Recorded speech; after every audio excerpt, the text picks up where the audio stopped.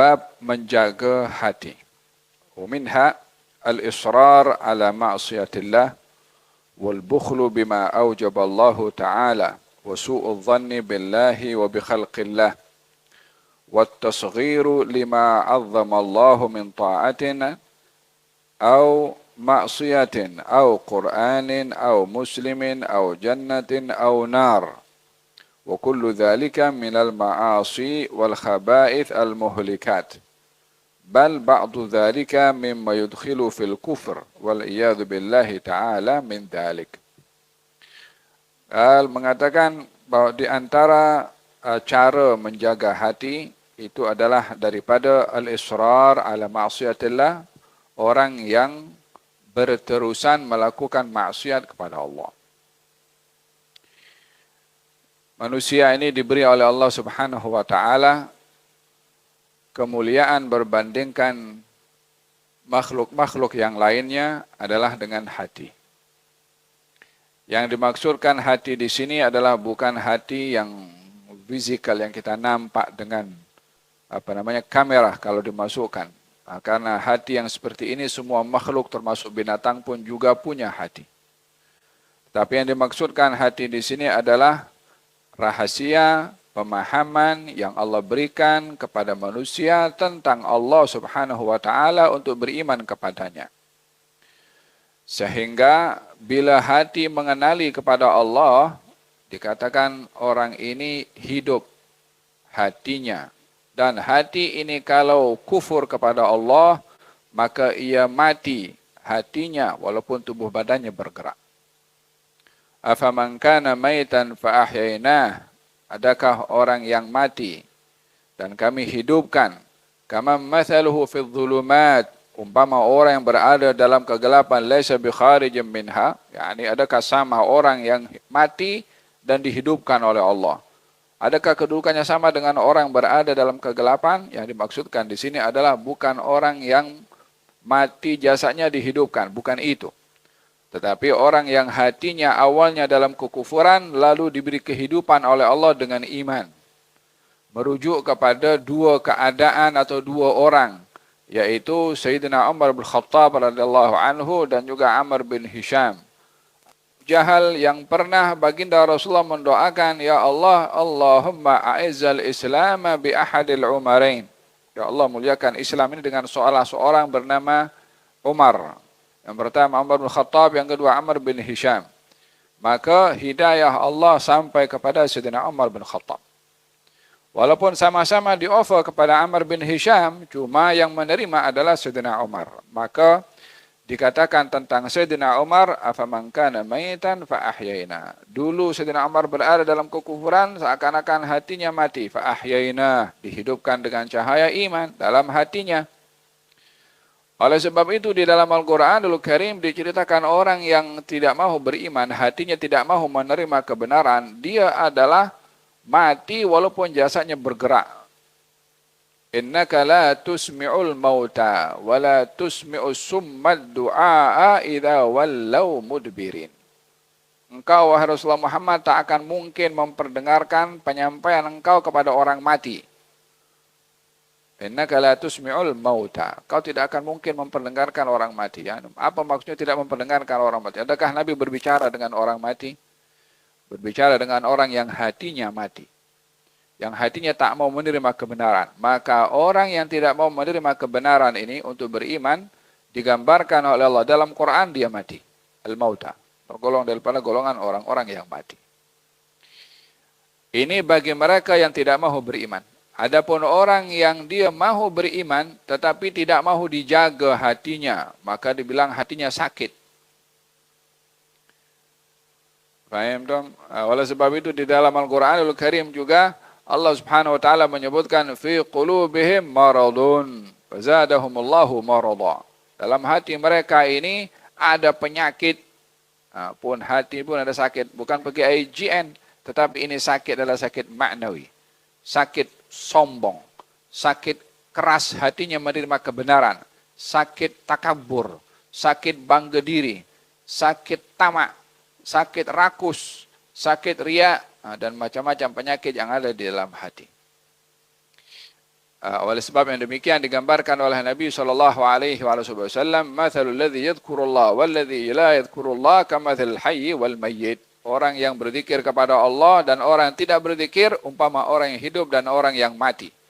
Maksudnya di sini adalah hatinya akan hidup dengan zikir dan hatinya akan mati dengan lalai atau enggan untuk berzikir.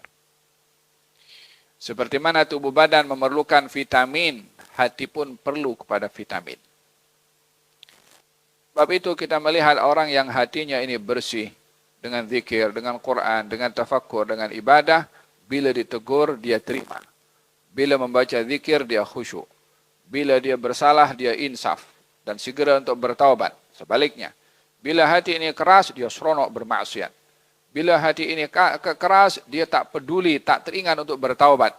Tak pernah merasa bersalah kalau berbuat salah. Seronok ketika melakukan kemaksiatan. Ini hatinya orang sakit. Thumma qasat qulubuhum min ba'di dhalika fahiya kal hijarati aw ashaddu qaswah. Fa inna minal hijarati lama yatafajjaru minhu al-anhar wa inna minha lama yashaqqaqu fayakhruju minhu al-ma' wa inna minha lama yahbitu min khasyatillah. Digambarkan oleh Allah orang yang hatinya keras ini umpama batu. Bahkan lebih keras daripada batu katanya. Apa sebabnya? Disebabkan itu ada kalanya dia memancutkan air. Ada kalanya batu itu boleh jatuh karena takut kepada Allah. Tapi hati kalau lebih keras daripada batu, dia tak ada lagi rasa takut kepada Allah Subhanahu wa taala wal iyad billah.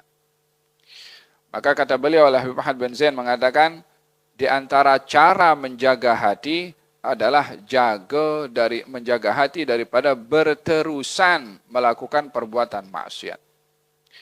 Bukanlah menjadi satu masalah besar orang tergelincir melakukan maksiat karena manusia tidak boleh lepas daripada maksiat. Yakni yang namanya manusia mudah tergelincir, lalai, lupa melakukan maksiat.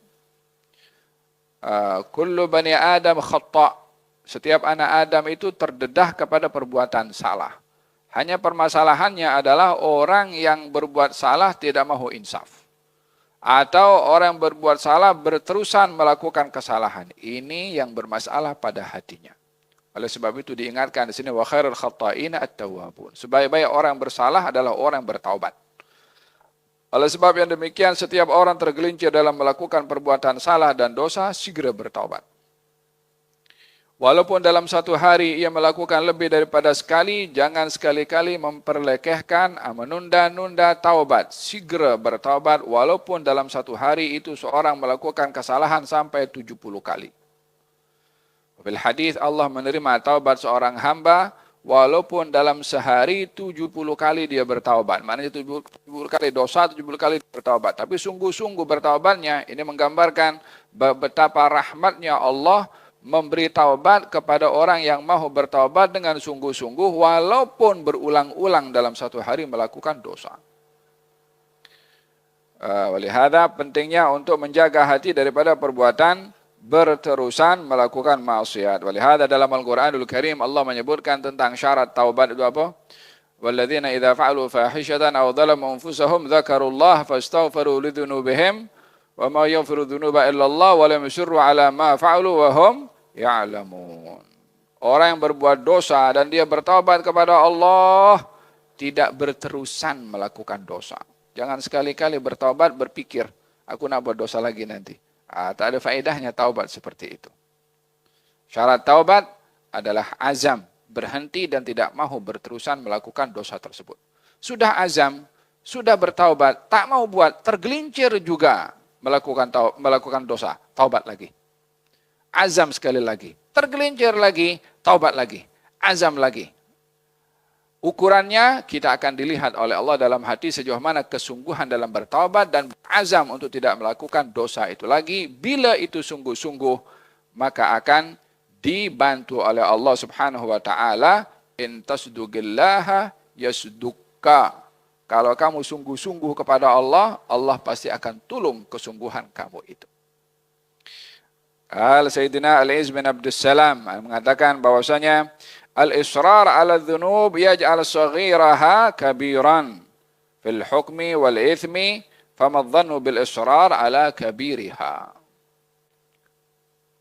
Orang yang berbuat dosa kecil, kalau berterusan, dosa kecil itu akan bertukar menjadi dosa besar. Dalam hukumannya, dalam balasannya. Kenapa dosa kecil boleh bertukar jadi dosa besar? Karena dilakukan secara berterusan. Oleh hadza dikatakan oleh Imam Al-Ghazali dalam kitabnya Al-Ihya mengatakan, menukil kata-kata ulama, mengatakan la saghirata ma'al israr wala kabirata ma'al istighfar. Tidak ada dikatakan dosa kecil kalau pelakunya itu berterusan. Alah, dosa kecil je. Tapi lakukan berterusan, khalas, tatahawwal ila bertukar kepada dosa besar. Tapi kalau orang melakukan dosa besar, itu akan dihapus dengan istighfar, dengan mohon ampun, dengan sungguh-sungguh. Dalam kata-kata ini diajarkan agar supaya jangan sekali-kali memperlekehkan dosa kecil, karena memperlekehkan dosa kecil akan bertukar, ia akan tergelincir melakukan dosa besar. Pada masa yang sama, jangan sampai berputus asa kalau melakukan dosa besar untuk mendapatkan ampun dari Allah, karena dosa besar akan dihapuskan dosanya kalau dia beristighfar dan mohon ampun kepada Allah Subhanahu wa taala. Innallaha yaghfiru dzunuba jami'a. Allah itu menerima, menghapuskan semua dosa. Demikian janji Allah Subhanahu wa taala di dalam Al-Qur'anul Karim. Apa orang itu resiko dan bahaya orang yang melakukan dosa kecil secara berterusan? Dalam hadis Nabi Muhammad SAW, wailul lil musirrin alladzina yusirruna ala ma fa'alu wa hum ya'lamun. Celaka orang yang dia berterusan melakukan dosa, dosa terus dilakukan tanpa dia bertaubat. Celaka orang yang sentiasa melakukan dosa dan tidak dalam keadaan dirinya tahu itu perbuatan dosa, namun terus dilakukan dalam keadaan dirinya sedar ketika melakukan dosa tersebut. Di antara tanda hati itu akan menjadi keras dengan dosa kecil yang dilakukan secara berterusan adalah orang yang merasa seronok ketika melakukan dosa kecil. Yani saat buat dosa dia seronok, dia gembira. Kadang-kadang dia share dengan kawannya.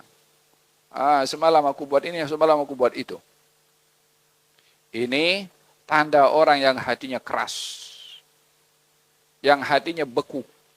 Apa itu? Seronok ketika berbuat dosa. Yang kedua adalah at-tahawun bil ma'siyah. Akan menganggap dosa kecil yang dilakukan kecil.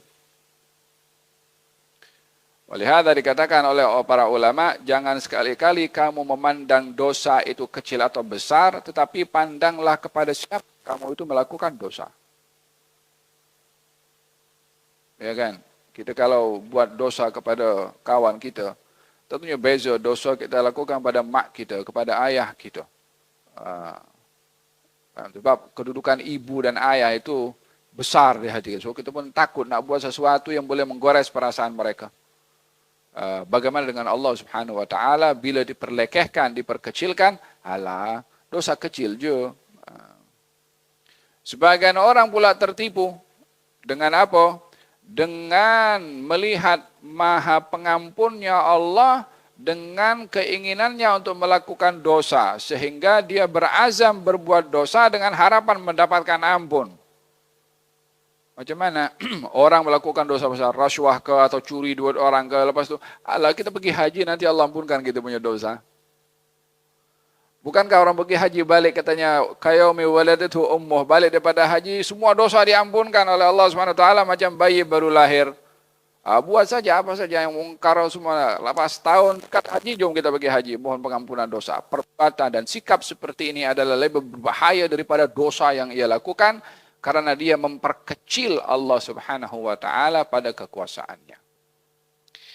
Ada yang pertama, cara menjaga hati daripada berterusan melakukan maksiat. Yang kedua, jaga hati wal bukhlu bima aujaballahu taala. Jaga hati daripada sifat bakhil atas apa yang diwajibkan oleh Allah kepadanya, berupa zakat, berupa nafkah. Di antara doa Nabi SAW berlindung kepada Allah, berlindung daripada sifat kedekut. Berlindung kepada Allah daripada sifat kedekut. Walihada fil hadis al-bakhil garibun minan nar, ba'idun minal jannah. Orang yang kedekut itu dekat dengan neraka, jauh daripada syurga dan jauh daripada Allah Subhanahu wa taala. Orang yang kedekut jauh daripada Allah, jauh daripada syurga, dekat dengan neraka. Orang yang pemurah dekat dengan Allah, dekat dengan syurga, jauh daripada neraka. Oleh sebab itu dalam Al-Quran Allah berfirman, وَمَنْ يُوقَ شُحَّ نَفْسِهِ فَأُولَٰئِكَ هُمُ الْمُفْلِحُونَ. Orang yang menjaga dirinya daripada bakhil, maka ia termasuk orang yang berjaya. Nah, wal bukhlu bima aujaballahu ta'ala. Oleh sebab yang demikian, sifat bakhil ini ada kalanya ada semula jadi kepada seseorang. Ada kalanya dia sendiri yang buat dirinya bakhil kedekut. Untuk melawan kepada sifat bakhil adalah melatih diri untuk menjadi seorang yang generous. Biasakan diri untuk bersedekah, infak. Digambarkan oleh Nabi SAW perbezaan orang yang bakhil dengan orang yang kedekut. Umpama apa? Orang yang bakhil dengan orang yang dermawan. Umpama orang yang pakai macam baju besi sampai kepada lehernya dan tangannya terikat macam ini. Kata baginda Rasulullah SAW, orang yang dia suka bersedekah, maka pakaian yang mengikat itu akan terlepas dengan sendirinya sehingga dia merasa lega dengan dia bersedekah.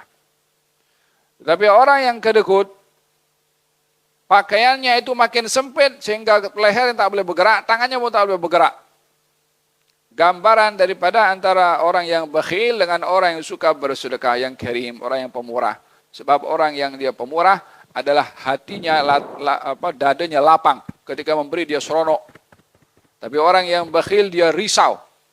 Duitnya atau apa saja yang dimiliki dia risau. Bangun tidur pikir apa jadi hidupnya pun sempit.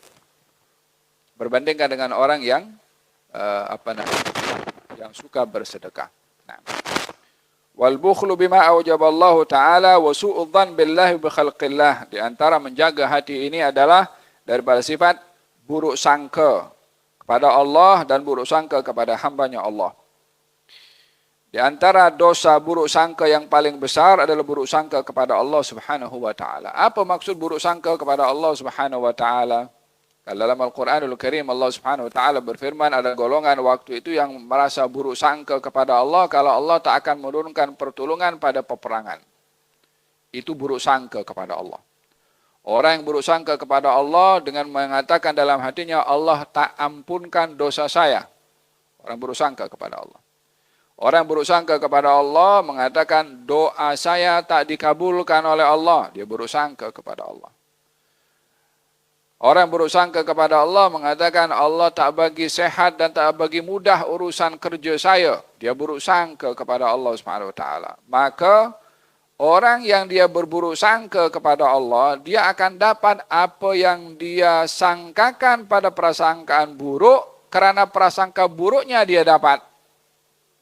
Bukan karena Allah yang bagi dia hal yang dia tidak inginkan, tapi prasangkanya dia yang menyebabkan dia dapat itu apa yang dia berprasangka buruk kepada Allah Subhanahu wa taala. Orang yang berprasangka buruk dia tak diberi kesehatan, maka dia sakit terus. Orang yang berprasangka buruk doanya tak dikabulkan oleh Allah Subhanahu wa taala. Orang yang berprasangka buruk tidak diselesaikan daripada segala urusannya, tak akan selesai segala urusannya. Apa sebabnya? Dia punya prasangka buruk. Oleh sebab demikian diperintahkan kita untuk berbaik sangka kepada Allah Subhanahu wa taala. Ana inda dhanni abdi bi falyadhunna bi ma syaa. Saya ini ada pada prasangka hamba saya. Kurang apa lagi Allah Subhanahu wa taala tempatkan zat-Nya yang maha agung, yang maha perkasa ini, saya akan tempatkan diri saya pada prasangka hamba. Terpulang hamba itu akan punya prasangka apa? Diserahkan oleh Allah kepada hamba itu, punya prasangka apa? Kalau prasangkanya buruk, ya dia dapat buruk, dia punya prasangka buruk. Kalau prasangkanya baik, maka dia pun juga akan diberikan kebaikan. Oleh sebab itu Imam Abdullah bin Al-Haddad mengatakan, wali husnul dhanni ulazim fahuwa khilli wa halifi wa anisi wa jalisi tula laili wa nahari. Ya salam. Ini kalimat begitu indah diungkapkan oleh Imam Abdullah bin Al-Haddad tentang husnul dhan, baik sangka. Katanya dengan baik sangka ulazim, saya lazimkan diri untuk berpegang kepada baik sangka. Apakah kedudukan baik sangka bagi Imam Al-Haddad? Katanya fahuwa khilli. Itu baik sangka adalah saya punya teman rapat. Kemudian wa anisi. Itu baik sangka adalah teman penghibur kepada saya. Wa halifi. Baik sangka itu kawan yang menyokong kepada saya. Kemudian fahuwa khilli wa halifi wa anisi wa jalisi. Teman yang setia dengan saya. Apa itu semua? Baik sangka. Oh, apalagi kurang. Orang dapat semua itu. Teman rapat, teman yang menghibur, teman yang membela, dan teman yang setia. Oh, kalau orang dapat satu teman saja sifatnya macam ini, khalas, tak perlu orang lain sudah di dunia ini. Faham? Kata Imam Syafi'i mengatakan, salamun ala dunya idza lam yakun biha sadiqun saduqun sadiqul wa'di munsifa. Teman ini menjadi tempat yang paling menentukan kehidupan seseorang bahagia atau tidak. Ingin berteman dengan husnul dhan. Pegang itu husnul dhan. Walihada, kalau kita diperintahkan untuk berbaik sangka, yang dilarang adalah berburuk sangka. Dan dosa yang besar bagi buruk sangka ini adalah buruk sangka kepada Allah Subhanahu wa taala. Walihada, kalau kita berdoa kepada Allah Subhanahu wa taala, kita kena berbaik sangka dan yakin kalau doa kita dikabulkan. Sallallahu wa anta muqinun bil ijabah. Mintalah kamu kepada Allah dalam keadaan kamu yakin doa kamu itu dikabulkan oleh Allah Subhanahu wa taala. Kalau dalam Al-Quran Allah bercerita apa itu? Tsumma anzala 'alaikum min ba'dil ghammi amanatan nu'asan yaghsha ta'ifatan minhum wa ta'ifatun qad ahammadhum anfusuhum yadhunnuna billahi dhannal jahiliyah. Yadhunnuna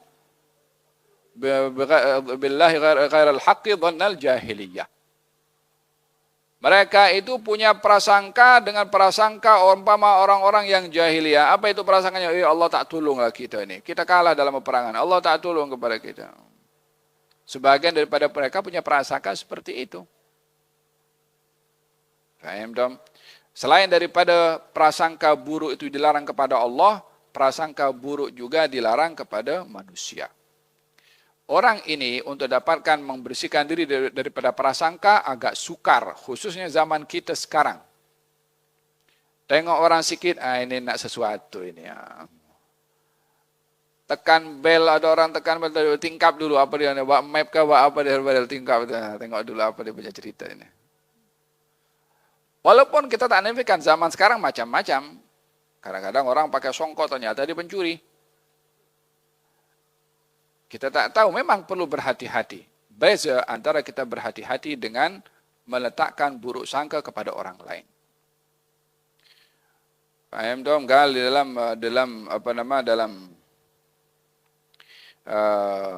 hadis Nabi SAW, baginda Rasulullah i'tikaf di masjid.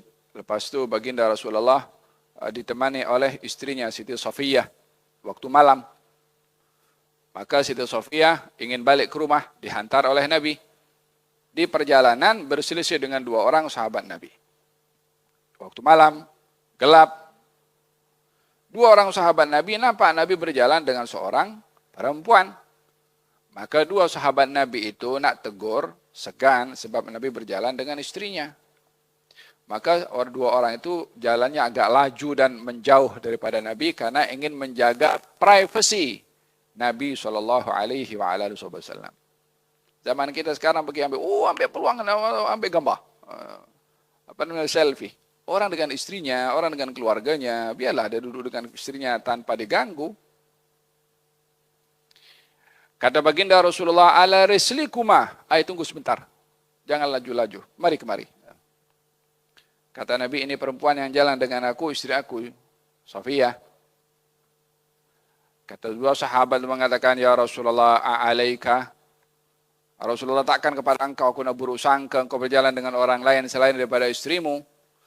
Kata Nabi mengatakan kepada dua sahabat itu, aku sesungguhnya syaitan jalan di dalam tubuh anak Adam umpama aliran darah. Aku tidak rasa aman dan selamat daripada gangguan syaitan yang mengganggu engkau nanti.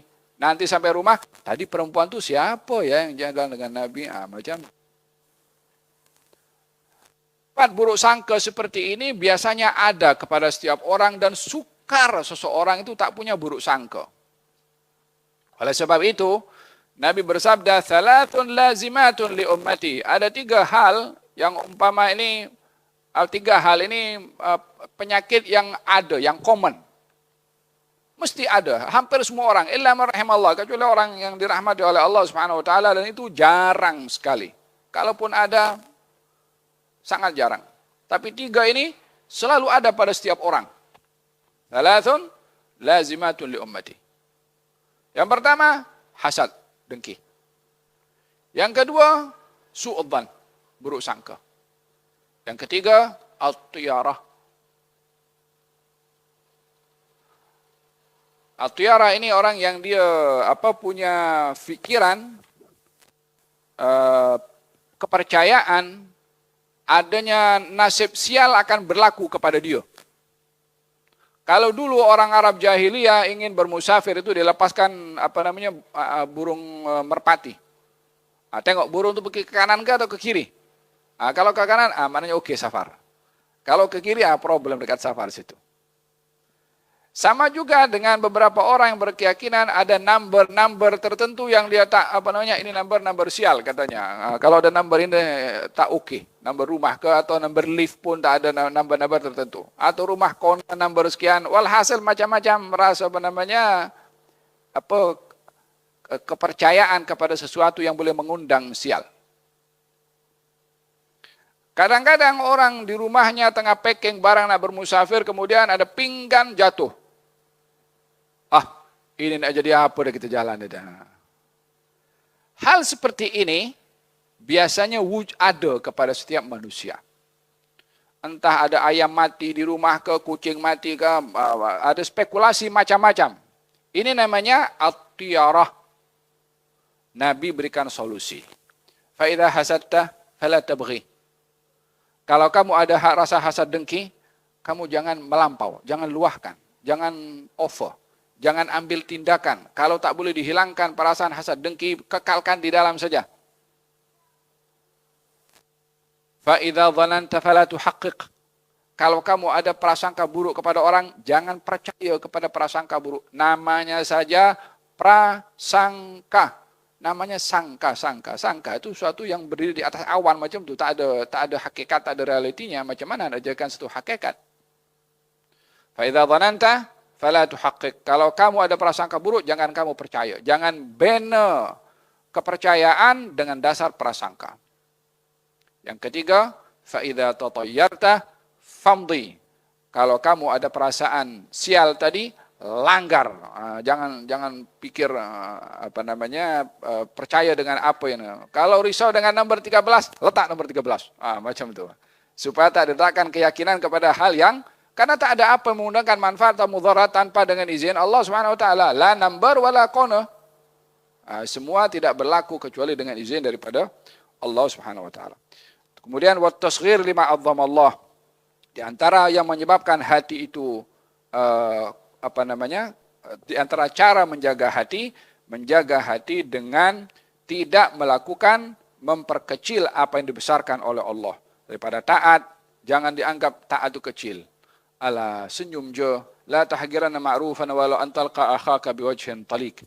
Jangan kamu menganggap kecil satu amal walaupun hanya sekedar senyum kepada orang lain, kata Nabi SAW. Atau memperkecil maksiat sebagaimana saya jelaskan tadi.